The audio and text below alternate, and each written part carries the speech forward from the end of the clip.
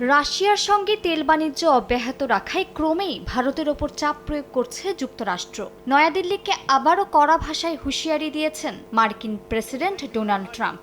সামাজিক যোগাযোগ মাধ্যমে মোদি প্রশাসনকে মুনাফাভোগী বলে দাবি করেন তিনি। জানান, মস্কো থেকে বিপুল পরিমাণ তেল কিনে তা খোলা বাজারে বিক্রি করে মোটা মুনাফা আদায় করছে নয়াদিল্লি। এর জেরে তিনি ভারতীয় পণ্যে আরও শুল্ক বাড়ানোর হুঁশিয়ারি দেন।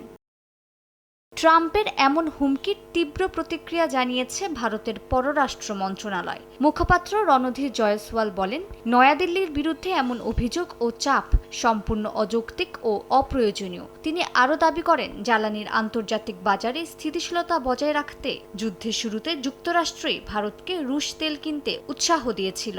সরকারি সূত্রে জানা গেছে, হুমকি সত্ত্বেও ভারত রুশ তেল কেনা বন্ধ করবে না। যদিও সাময়িকভাবে কিছু শীর্ষ রিফাইনারি বিকল্প বাজারে কেনাকাটায় ঝুঁকছে, তবে নীতিগত পরিবর্তনের ইঙ্গিত এখনও নেই। এরই মধ্যে ইন্ডিয়ান অয়েল কর্পোরেশন যুক্তরাষ্ট্র, কানাডা এবং মধ্যপ্রাচ্য থেকে ৭০ লাখ ব্যারেল তেল কিনেছে। গণমাধ্যম সিএনবিসির এক প্রতিবেদন অনুযায়ী, ইউরোপ যখন নিজস্ব প্রয়োজন মেটাতে রাশিয়ার বিকল্প খুঁজে নেয়, তখন মস্কো থেকে তেল নেওয়া শুরু করে নয়াদিল্লি। যদিও ইউরোপ ও যুক্তরাষ্ট্র নিজেরাও রাশিয়ার সঙ্গে কোটি কোটি ডলারের বাণিজ্য চালিয়ে যাচ্ছে।